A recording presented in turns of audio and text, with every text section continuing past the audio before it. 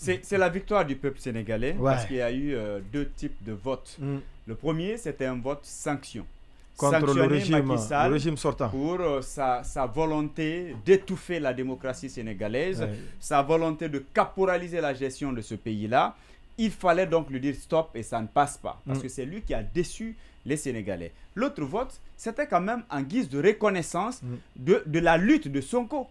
Parce que si on se limitait au vote sanction, on pouvait aussi voter pour quelqu'un d'autre, pour d'autres candidats.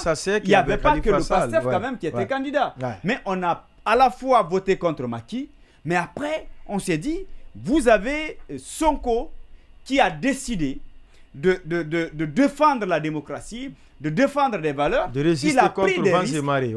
Il a pris fait la énormément prison, de risques. Et au-delà, quand on parle même du choix de Diomaye Faye, on sait tous que si c'était dans notre pays, on aurait assisté à une sorte de boycott. On allait tout simplement dire, puisque le candidat du parti est en prison, le parti va rejeter le processus, va se retirer de tout le processus, et puis basta, on passe à autre chose. Mais il s'est dit, écoutez, je me bats pour un idéal. Je veux un changement à la tête de ce pays. Moi, je ne suis plus à même, pour des raisons que vous connaissez, de changer la situation.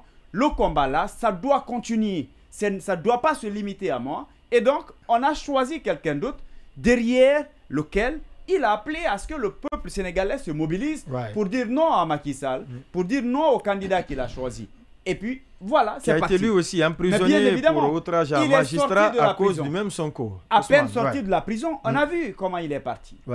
Quels étaient les 10 jours francs de la libération. Mais bien évidemment. Mais bien sûr. Au palais présidentiel. Mais bien sûr. 10 jours. Donc, même si on se limitait à ça. Donc, on peut même dire de la prison à la présidence. Mais bien évidemment. Donc, on peut dire qu'il se battait pour une conviction. Il se battait pour un idéal. Cet idéal est atteint.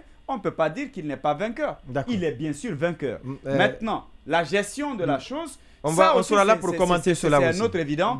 On va dire qu'il est inexpérimenté, Diomaye Faye, bien sûr.